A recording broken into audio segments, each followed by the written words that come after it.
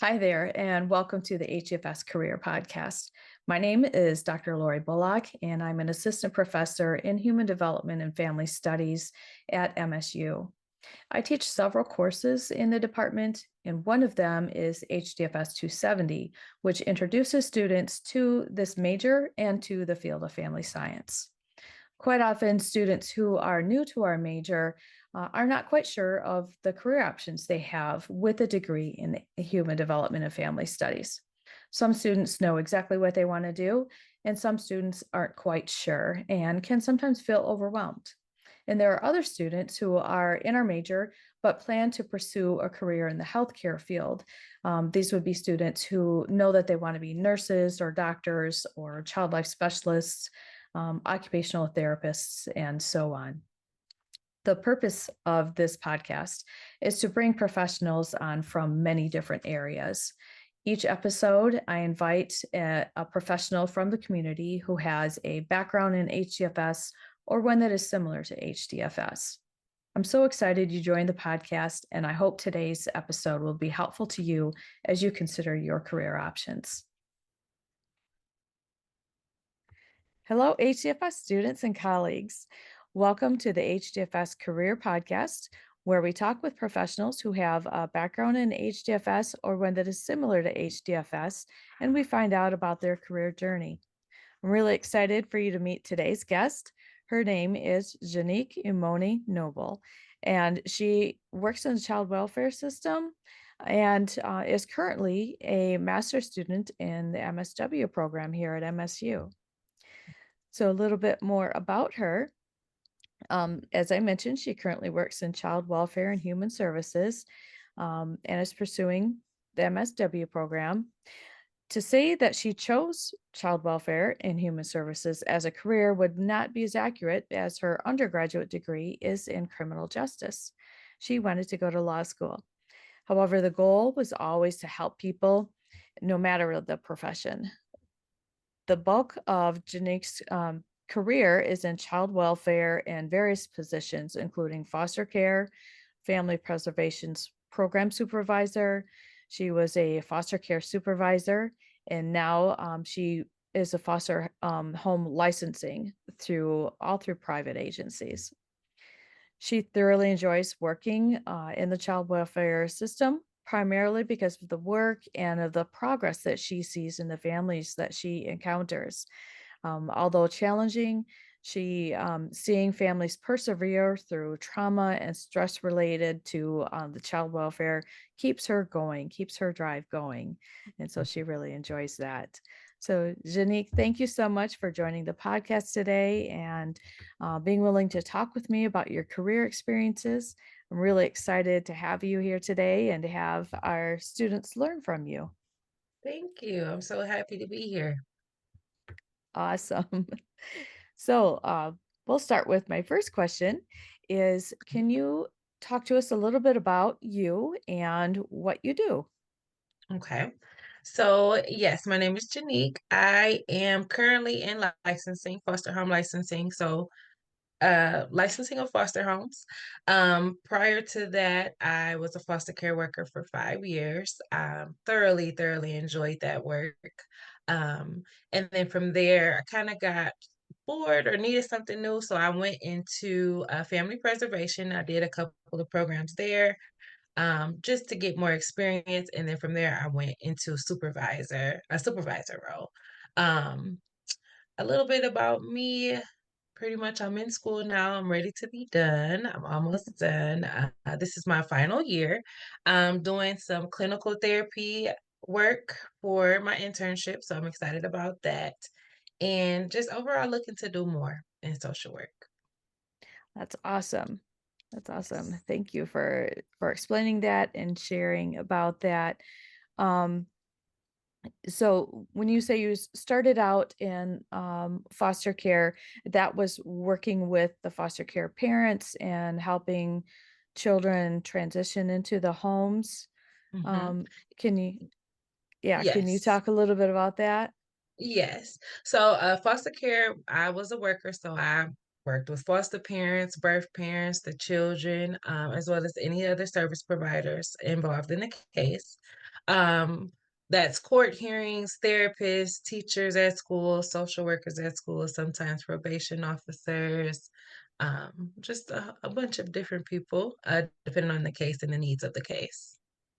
Okay, great. And so did you in the process of working with birth parents or yeah, the birth parents, um, did you help them with like with parenting courses or getting helping them get into a better situation to where they could have their children back? Was that a big focus also in Yes. your work? Yes. So pretty much when kids come into care, the parents usually have a treatment plan, which can have anything from needing housing, employment, parenting classes, maybe substance abuse classes, maybe drug screens. I think I said housing already, or anything, any needs or barriers that the family has, we will have a goal to rectify that condition or get the children back home. So going with the parents, referring them for services. The services we don't provide as the worker, we outsource them through a different service provider, but just making those referrals and connecting them with the resources and the services that they need to change the conditions to, that the kids came into care. So if there was substance use, we try to get the parents in some substance abuse programs to try to alleviate that concern. If the concern was housing, we try to get them set up with housing resources, different shelters and different service providers to try to rectify that condition. Sometimes it's something as simple as the family needs support. So just connecting them with services to get them the support they need so the kids can go back home. Yeah, so it sounds like it's really involved because there's Mhm. this you know the birth parent part of that, and like you said, getting them what they need to Yes. provide a more safe and secure environment for their children and Hmm. get them back together as a family, and then Yes. also providing services and what the child needs Right. in this. And so, did you also then prepare the foster parents and do work with them to prepare receiving children into their home? Yes, so that is the other part of there is a two-part process to foster care. Yeah. So you work with the child and their family, and then you also work with the child and the foster family. So pretty much from a licensing standpoint, which is what I do now, there is a whole extensive interview process for parents, foster parents to go through in order to become a licensed foster parent. So there's interviews, there's trainings they have to do, and a whole bunch of just engagement and conversation with the foster parent to prepare them to receive a foster child in their home. Um, Once they get a child placed in their homes, it's all about policies and rules and documentation for foster parents. Children that come into foster care usually come with some type of trauma, no matter how big or small. So there's often a lot of work and engagement and compassion and communication and sometimes discipline needed for these children to like successfully settle into these foster homes. In addition to that, some of the foster parents are first time parents. They've never parented before. They don't have any children of their own. Sometimes they haven't even babysat like in their childhood or teenage years. So they have no experience on taking care of a child. So then they become a foster parent and then they have a child who, just for lack of a better term, is not a perfect child, has a couple of behaviors or maybe some developmental concerns that are not thoroughly understood by the foster parents. So just working with them, getting them access to service providers as well who can help them with those challenges, resources and other services that they may need to help support that placement. Yeah, that's so important because you get, like you mentioned, they have a range of experiences, Yes. and so making sure they understand. And I'm sure I would imagine some parents maybe don't quite have the right idea of what all is going to be involved, like you said, especially if they are new parents and haven't Yes. had children yet. Right. So Yes. yeah. That's often the case where, I say training can't prepare you for what you're actually going to be doing.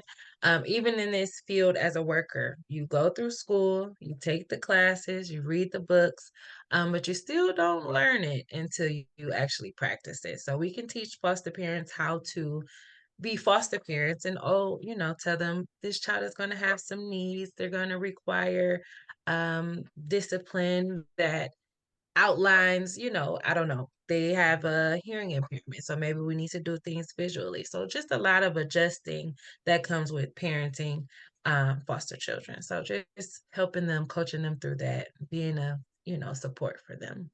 Yeah. So Yeah. important too, and, Mhm. helping those parents, yeah, prepare themselves for that and prepare themselves also to know that they may sometimes need to support or interact with the birth parents, Yes. the Yeah. child's family, because Hmm. the goal is reconciliation.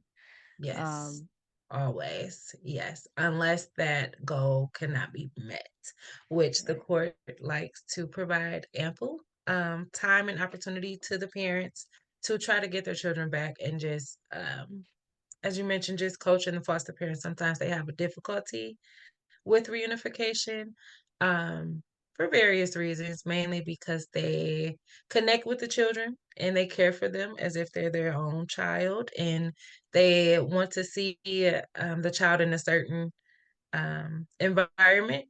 And sometimes the parents aren't living up to that standard. Just as a note, foster parents are held to a higher standard than what birth parents are. So the rules that foster parents have to follow, birth parents do not. And sometimes that causes conflict between the two parties. So just supporting both the birth parent and the foster parent in the transition home, just making everybody feel safe and secure, knowing that this decision is in the best interest of the children, and that is why we're here. We're all here to do what's in the best interest of the child. So Yeah. So just everything keeping you've that in the forefront.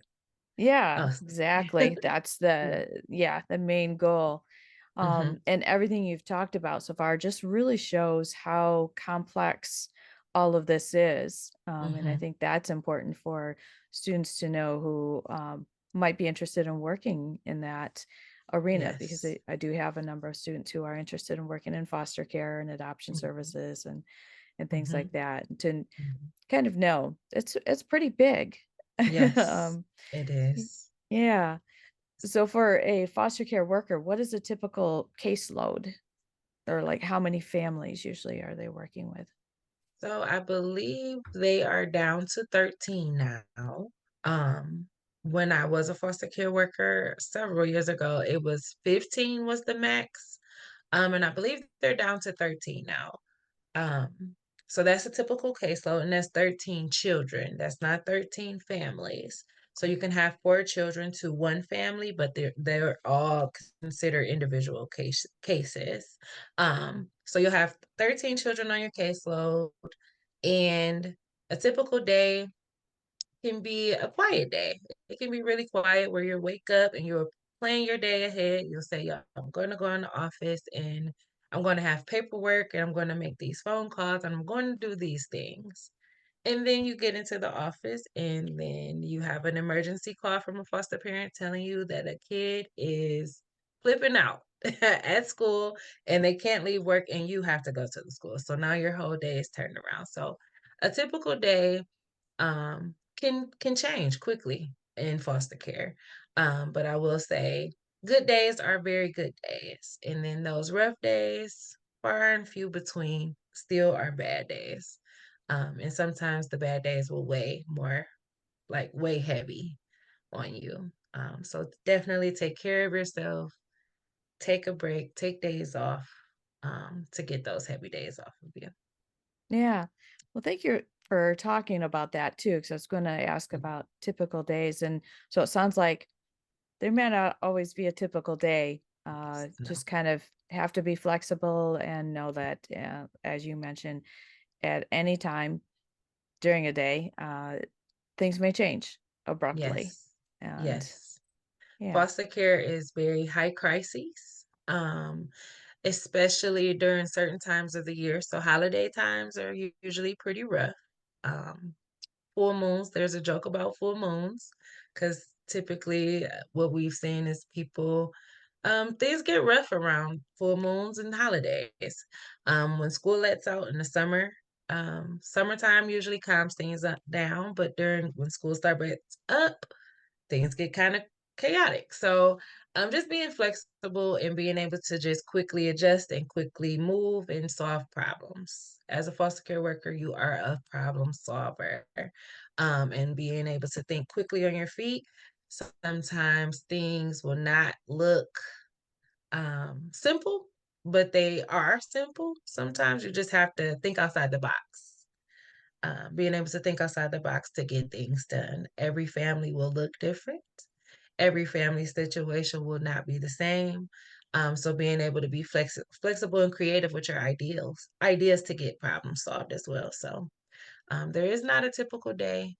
It can change quickly, but you have to make sure you're taking care of yourself too, because you're taking care of families. So taking care of yourself first makes you a better worker. That's a great point. Sometimes it's so easy to forget to do that, in Yes. the when things get very busy and hectic and, Mhm. yeah, it can be really easy to forget to do that, and what does Mhm. self-care look like for each person, so, Yes, yes. yeah. I remember when I first started, I was 22 when I got hired to become a foster care worker, and I just thought of it as I'm going to save the world. That was my that was my idea on being a foster care worker. I'm gonna save these children and put them in the best situation. And I quickly learned that that is not what we do. Although we are changing lives and helping people and making families better, we are not able to save the whole world. We are, so don't think you're gonna be a superhero. You will to some cases in some families. But your job is not to save the hope. You have to take care of yourself. I Yeah, wish I know definitely. that, when I first started. Yeah, yeah. Well, and it's so easy, coming out of Mhm. college, you have big hopes, and so that's Yes. great to have that positive attitude, but as you said, Mhm. the reality kicks in and you can still make a lot of difference. Sounds like you've made Yes. differences and lots of families. Um, Yes. so you start with what you can do and do what you Absolutely. can. Yeah. Yes. Yes. You can't control everything. Just one task at a time. Yeah. Mhm. Mhm. Absolutely. So you mentioned a little bit about the different roles that you've had in foster Mhm. care. And so can you talk a little bit about that, more about that progression? You started out as a foster care worker and you said you did that what for about 3 to 5 5 years. years or 5 Yes. years. And Yes. then your next role was what?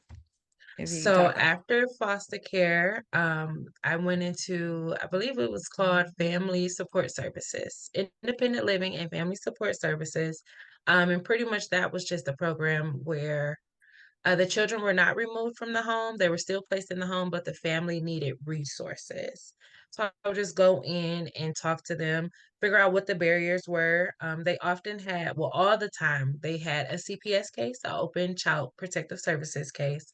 But there were no reasons to remove the children. The home was still considered safe. They just needed supports placed inside the home.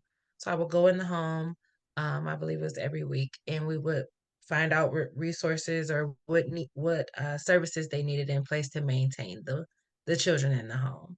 Sometimes they may look like connection to food pantries or maybe to a resource that may help them pay a light bill or something like that. And then from there, I became a parent partner supervisor, um, where so parent partners are birth parents who got their children back, but we hired them. So this program allowed us to hire parents who reunified with their children successfully and connect them to be kind of like a peer partner for parents currently going through the foster care system with their children. So essentially, like a an assistant caseworker if that makes sense, for Mhm. birth parents. So these parent partners will go in the homes.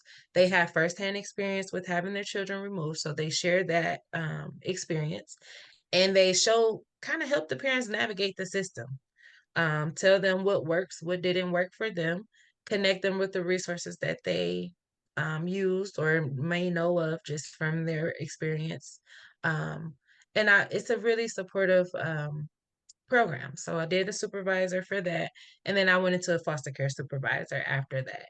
And that was fun. I got to help other workers develop their passion for foster care because it is a tough job. So just having people to show you and to help you to cope with the challenges. Yeah, So, all of these, sound really important too. I mean, mhm, it's such in a different aspects. I really like the um, parent partner. I think that's what you call it. mhm. That program just sounds really rewarding. Yes. Watching these parents mentor other Mhm. parents and just being able to come alongside them and say, I know what you're going through because I've been through it Yes. too. And you get Yep. to help mentor them on how to do that. Yes, it was That's really awesome, and it gave the parent partners another purpose because, when you lose your children, you go on central registry, and depending on what kind of job you wanna have, you can't get a job being on that central registry. So to be able to get a job of that capacity where you're working next to I'm going to say case manager because I wasn't a licensed social worker at the time, but being able to help someone, do better and overcome their experience as well. It was very rewarding.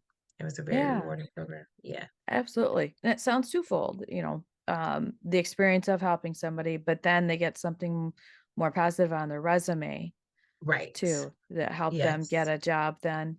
Mhm. Mhm. Great. That's Yes. that's really awesome. Yeah. That's great. And then and so now you are you provide the licensing working with the foster parents.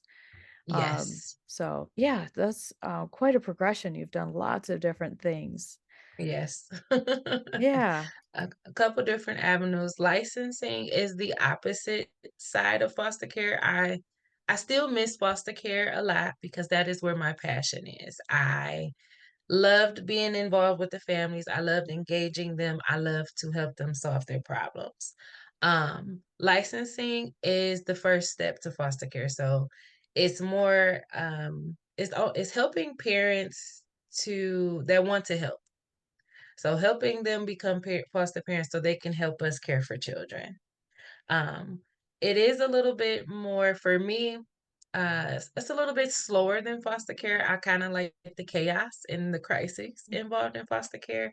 Um, so licensing for me is very relaxed. It's just we know what I'm walking into. I'm collecting documents. I'm interviewing. I do like the engagement of licensing. However, I'm not solving any problems. So if you like solving problems and you like challenges, you like to be flexible, you don't know what every day is going to bring in foster care, then yes, you would like foster care. If you like more of, you know what to expect, you know what you're walking into, licensing will probably be better. Yeah. This is all really great information. So helpful. Mhm. Um, can you talk about how did you decide to go into foster care? So you had graduated, and then how did you decide to start out in that Oh. area? Honestly, I don't know. It honestly just kind of happened. I wanted to go to law school. So what happened prior to graduation, I believe was the final semester before graduation, I took a child welfare class, I believe it was called. And it was kind of like an introduction to what it was. I've heard of adoption because I have family members who fostered before, but I didn't understand that process. I didn't know anything about adoption. So I took this child welfare course and it was interesting, but still I was going to law school. So it was just interesting. It's not something I wanted to do. I graduated and I think I heard of a job or someone asked me for a resume. And I gave it to them and then I got a call and that's how I landed in foster care. Okay. So I didn't actively seek it out. I knew I wanted to help families. Young women is really my passion. So I knew I wanted to do something where I was helping people. And then I just landed here and it worked and I love it. I All right. love it so much. Yeah. Great. And so you decided, okay, I maybe law school isn't for me. I really like Yeah, this. right. I All still right. think about law school, but no. Maybe later. Yeah. Yeah, maybe later, but what you're doing now currently. Mhm. Yes. So and what you're also doing now is that you are a student in a master's degree program, Yes. pursuing your master's in social work, so Right. MSW. What Mhm. made you decide to add that on top of your full-time job?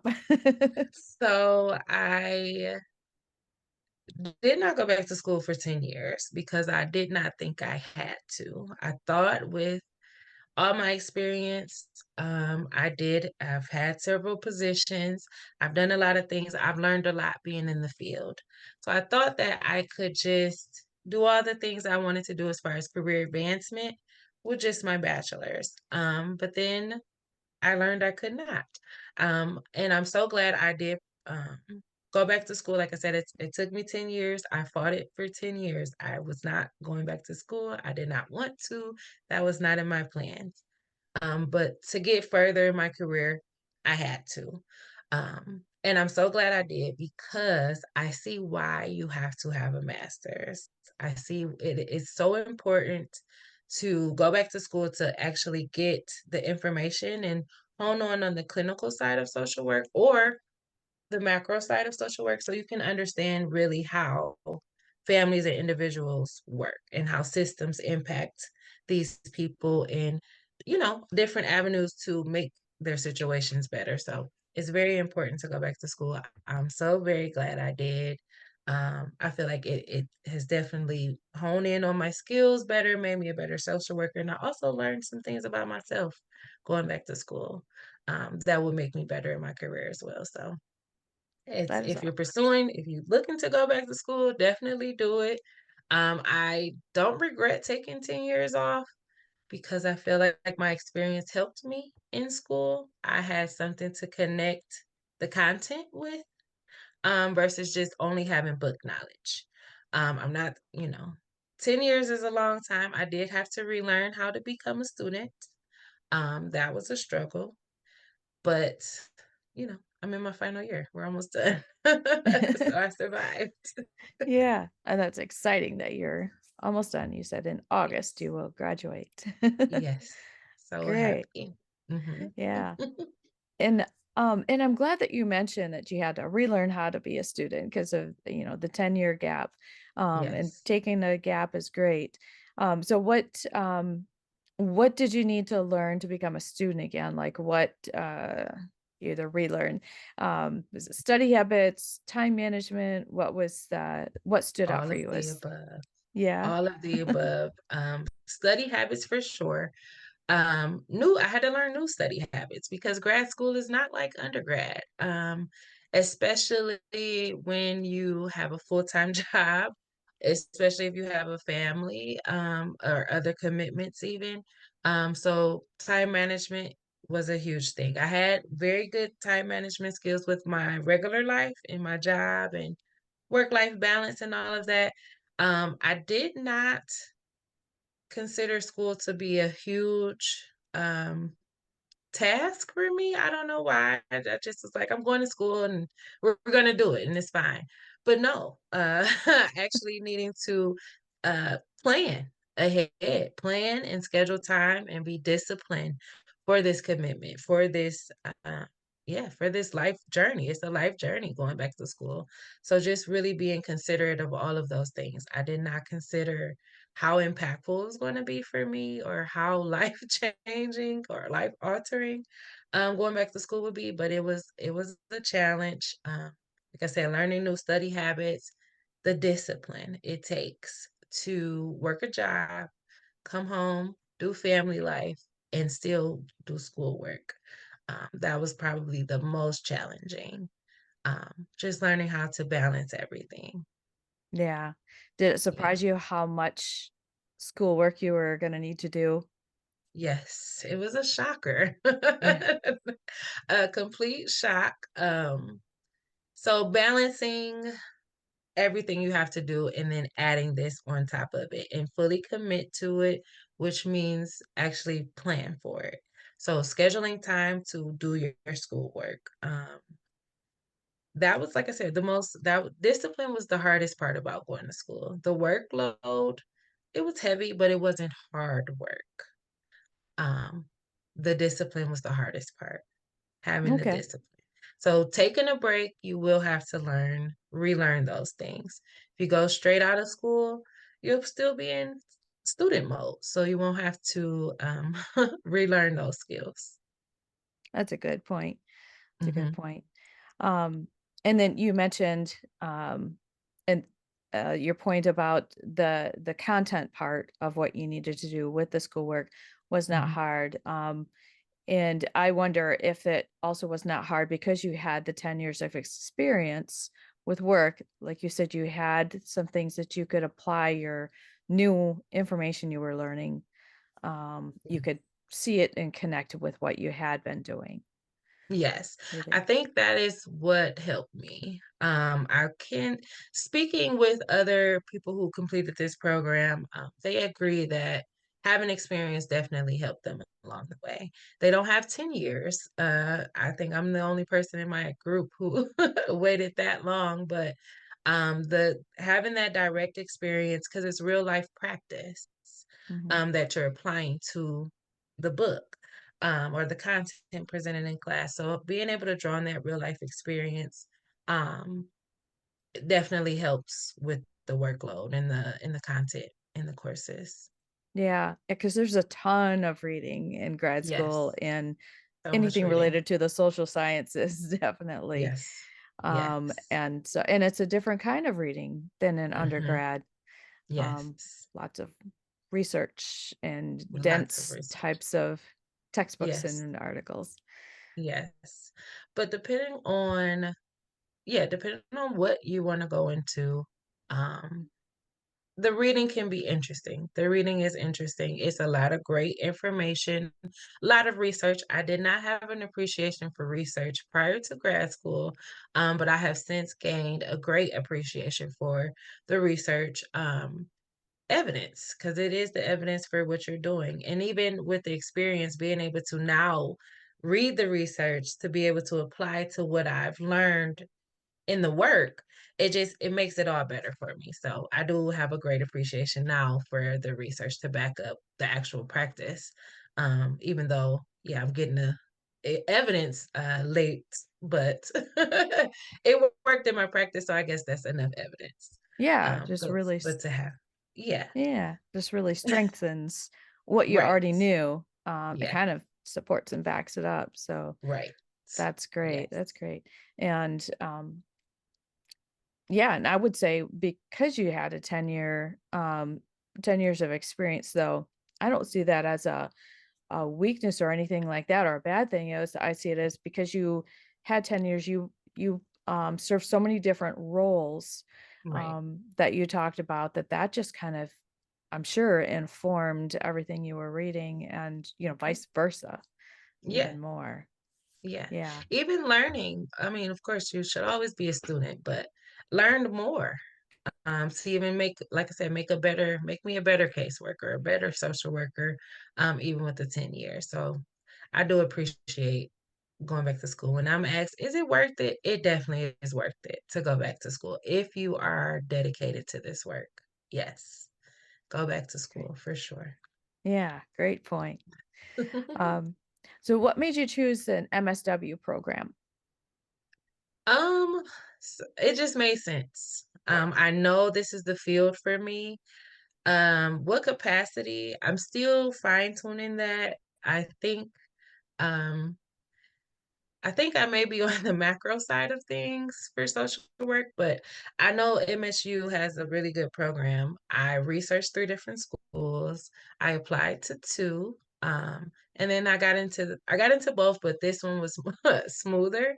So I just went with it. I know their MSU was a very good had a very good program, so I'm very glad that I was able to get accepted to this school. So, Okay. yeah. And you mentioned macro side of things and clinical side. And so do you then within that program choose to specialize in one area, or do you learn about both? What kind of happens in there? So I've only done the clinical side. I'm pretty sure we learn some of the same, a lot of the same information. I believe we have a lot of the same classes, but there's some tweaks in the different tracks that you go on. They call it clinical track or the OCL track. So in the clinical track, we learn pretty much all about individuals, families, um, primarily individuals and families. We're going toward the therapist approach.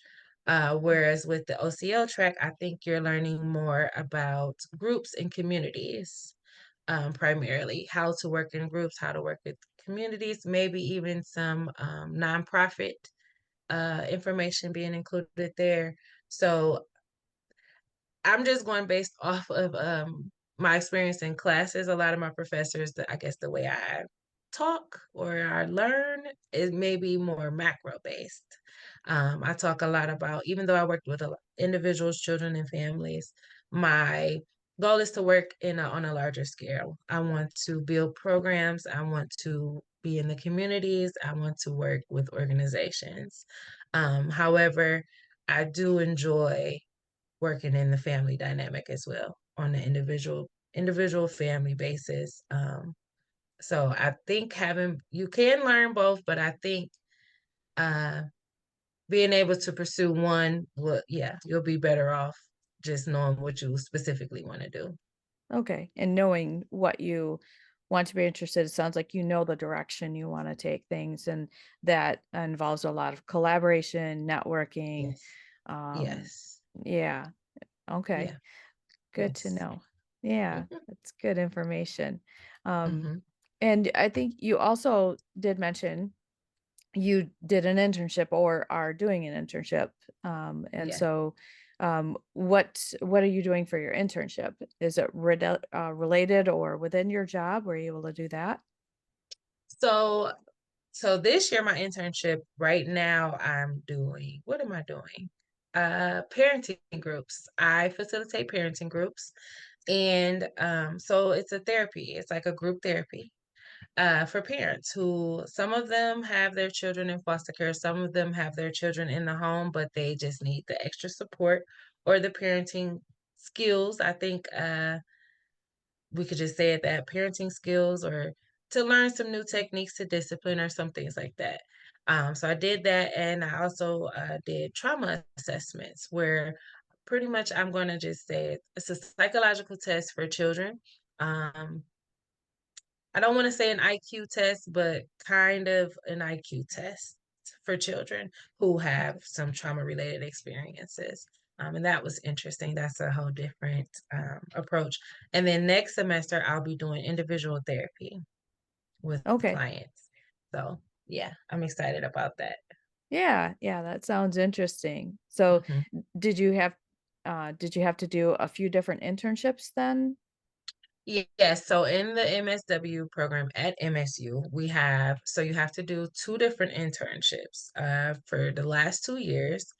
So my first internship last year was actually working with the homeless population. Um, so I did that where people who live in shelters or who are just don't have a permanent place of living, we would set them up with housing and all of the supports that they need for that. That's called including paying bills, paying rent, utilities, applying for different things to get them housing stability. So that was my first internship last year. This year, I'm it's the same internship, but they have different programs within the one. So I'm able to do multiple programs instead of just all therapy. I'm able to do the parenting groups, the trauma assessments. Like I said, next semester I'll be doing um, therapy, and I'll be doing facilitating groups with domestic violence perpetrators. So that is going to be another thing to do.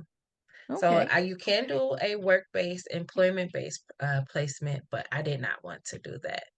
I Okay. wanted to do something new. Yes. So outside of your organization that you work full time in, you wanted to branch out Yes. and get Yes. those sound like well-rounded experiences.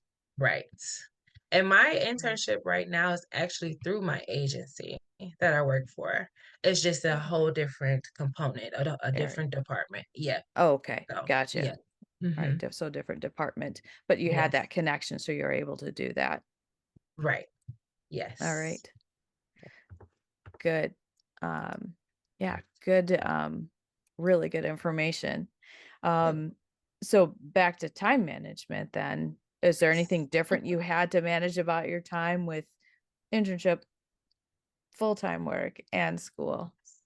Definitely. So I'll say I actually wrote about this.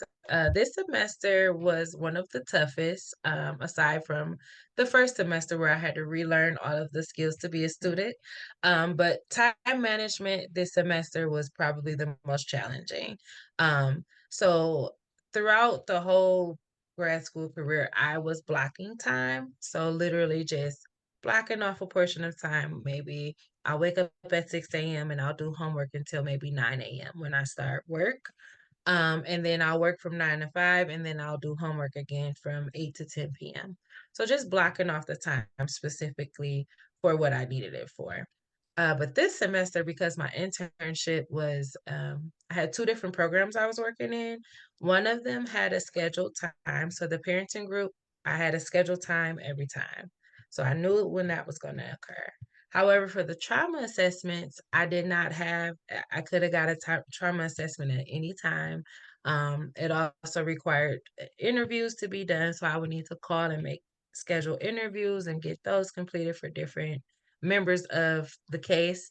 So I was kind of all over the place with that internship.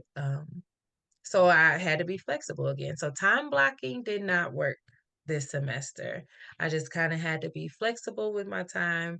Also had to do internship and working at the same time. So having to try to maintain separate roles per task.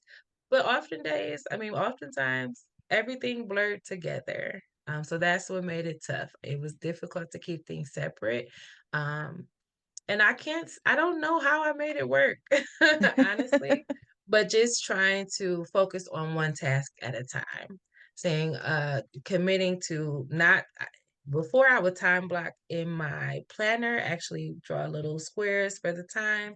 Like I said, that did not work. So just being able to say, okay, right now, I'm only doing my internship. I'm only going to focus on tasks for that. And then at this time, I'll focus on work tasks, only work tasks. But then you'll get a call from your internship. And so you can get distracted. So just being focused, focusing on one task at a time or a time block if Gotcha. it works. Yeah. Yeah, gotcha. Working whatever works for you, and so it sounds like Yes. you, um, and sounds like flexibility is key Yes. on that. Flexibility, being able to, yeah, just go Yeah. and roll with the punches. Yes. Yeah. Was your Mhm. employer pretty flexible about that too, knowing that you sometimes needed to shift into internship mode abruptly and then going back So, to yes, I'm gonna say yes. So and I think it helped because I was interning at the same business in the yeah, same agency. Um, so I was able to communicate when I needed to switch with my supervisor. However, I was not allowed to take full days off of work. So I was literally working 40 hours plus the 16 hours for the internship. yeah, You are in two different roles, so you are required um, to work those two jobs separately. So I think that was the challenge too, that I was required to do both, and just figure out the time. Um, so yes, it was, they were flexible with me. Okay, good. but Sounds it like was it. still difficult. Yeah, still difficult Yeah, because, like you said, so it's 16 hours a week, in terms for of your the internship. internship time Yes. that you have to Yes. plan for, and Mhm. so yeah, so knowing that Yeah. ahead of time. Okay, Yeah.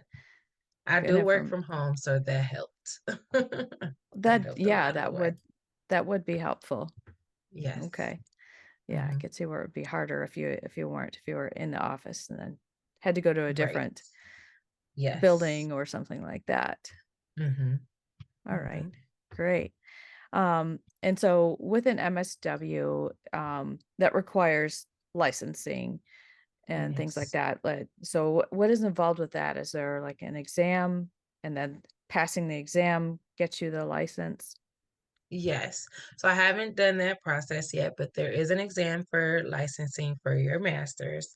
Um, and I know right now they're in the process of trying to change either the exam or the requirements for it. And I'm hoping they do because I we're aware that there are some troubles, we'll say some troubles and some challenges with taking the exam. A lot of people are not passing the exam, and therefore cannot get licensed because after, I believe it's so many years, maybe 7 years, you cannot apply for your license anymore. So 7 years after graduation, you have to pass your licensing exam. Otherwise, you cannot become a licensed clinical social worker. So I have not gotten to the licensing portion yet, and I'm hoping that they change it. Um, because yeah, I want to I want to get my license. Yeah, yeah, that's Mhm. understandable. Um, Yes. does the exam and the licensing happen then after graduation? Yes. So you take your licensing exam. I believe you have to collect 200 hours of practice hours after graduating. Okay.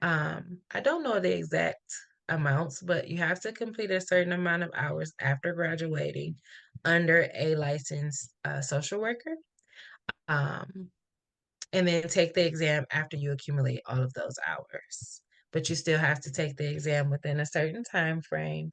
And I believe the rules currently are you cannot take your licensing exam until 2 years after graduation, but you have 7 years to complete the exam or Okay. to pass the exam. You could take the exam as many times as you like, um, but you have to pay for it. So you pay for it every time you take the exam, but as many times as you like, and then you pass it within 7 years. Okay. All right. So, yeah. Good. Yeah, good information to know that. And so yeah, you haven't taken that part of it. Do you do that through MSU when you're ready, the exam itself, or is there like a state organization that I you do that? believe it's through the state. You can see how prepared I am not for this exam, but That's I believe it's through the state. You can apply for your limited license prior to or like up right upon graduating, apply for your limited license. That is no exam for that. You just apply because you have the credentials for it. And then after that, you can, I believe you start practicing under a licensed clinical social worker or a psychologist, depending on what field you want to go into. yeah. And then you accumulate those working hours and then you can take your exam. Okay.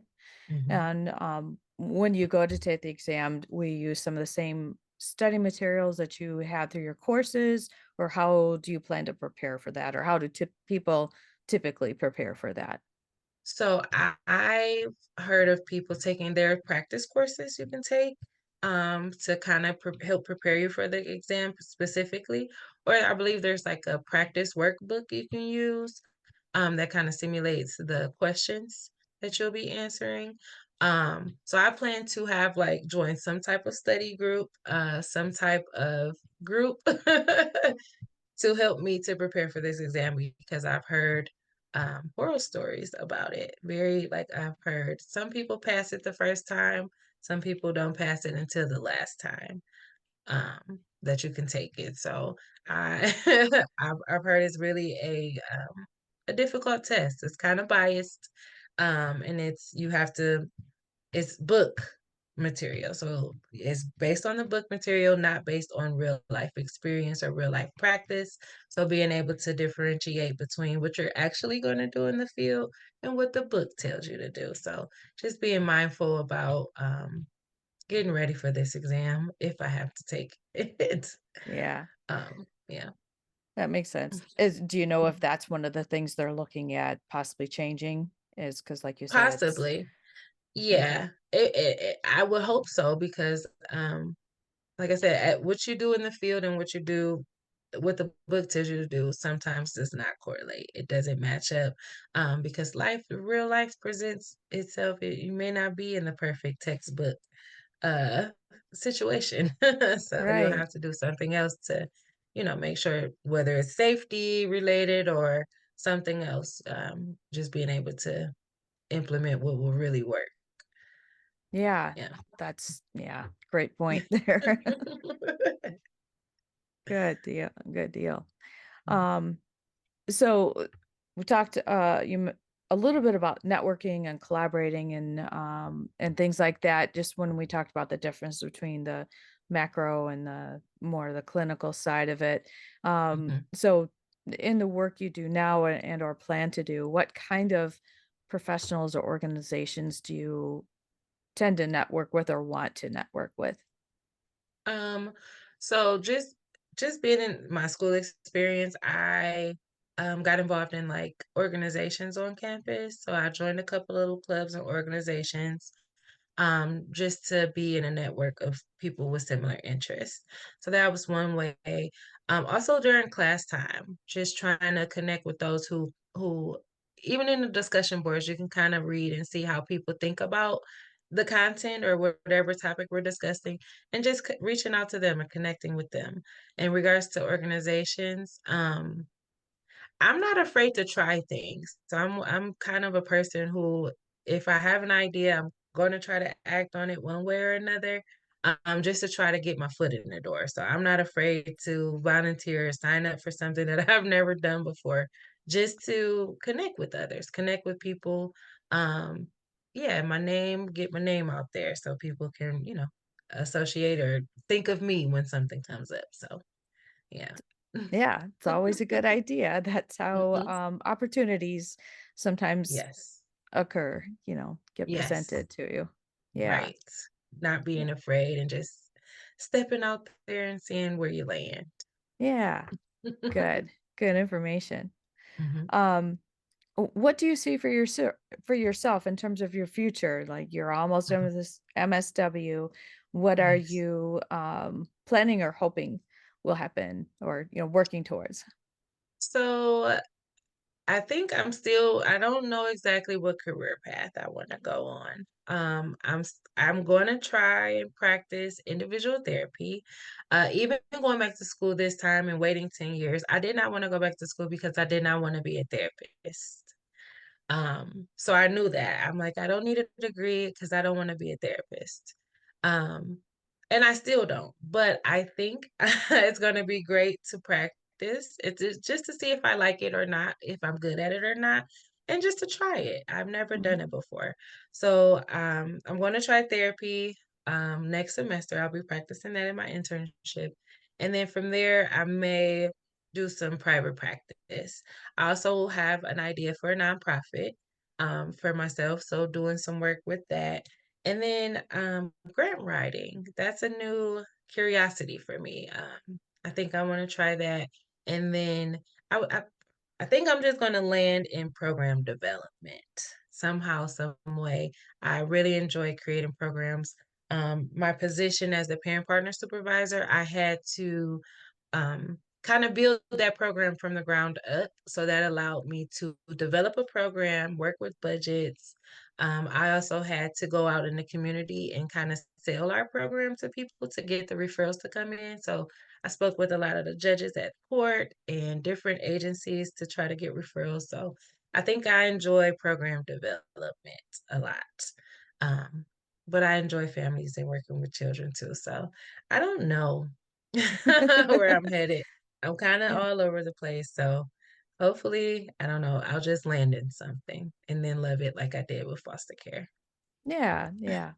It sounds like, I mean, you're gaining great skills that could be applied in Yes. any of those routes that you talked about, Mhm. and in trying therapy, and even if you don't end up doing it, you still gain those skills Right. that you will be able Right. to apply somewhere. So, Yes, and that's what I think it's about. I think you are a better social worker, a better person when you try things. When you just try things, try them out, you get an opportunity. You never know what you're gonna like, and you never know what you're gonna be good at.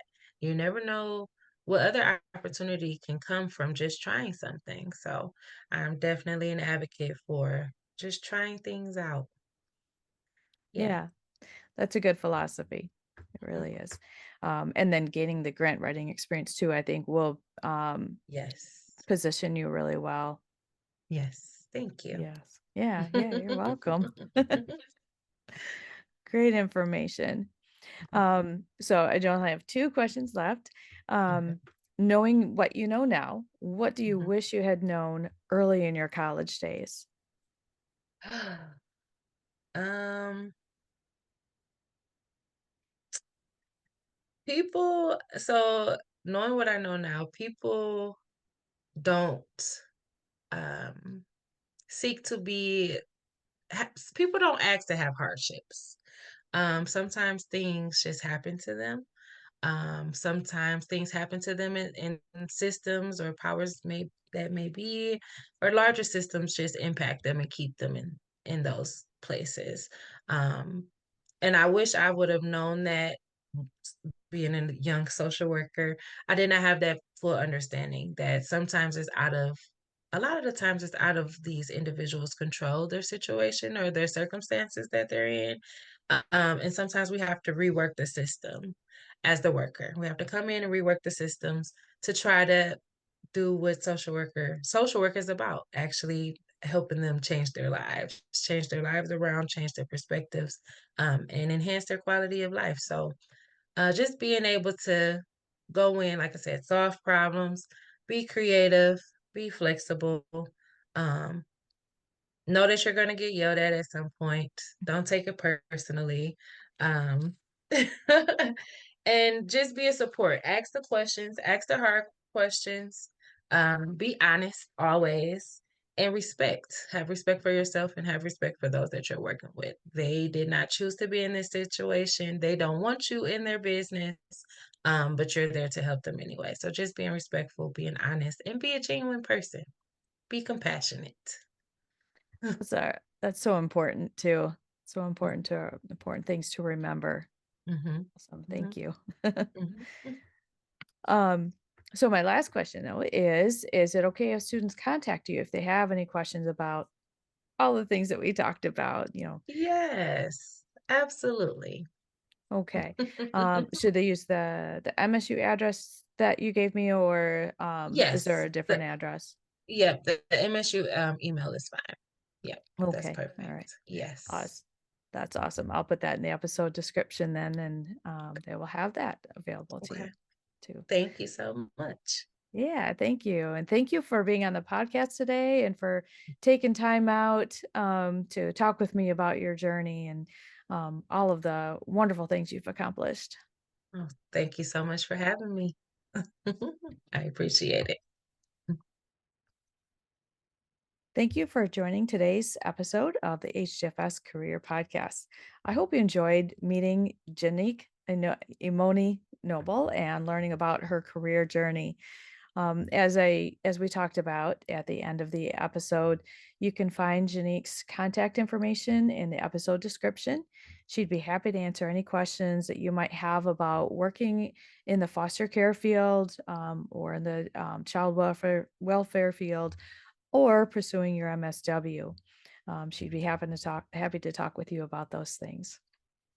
Please join me again soon as I interview other professionals to learn more about the many options that you have available to you, after pursuing your degree in this field. Enjoy the rest of your day.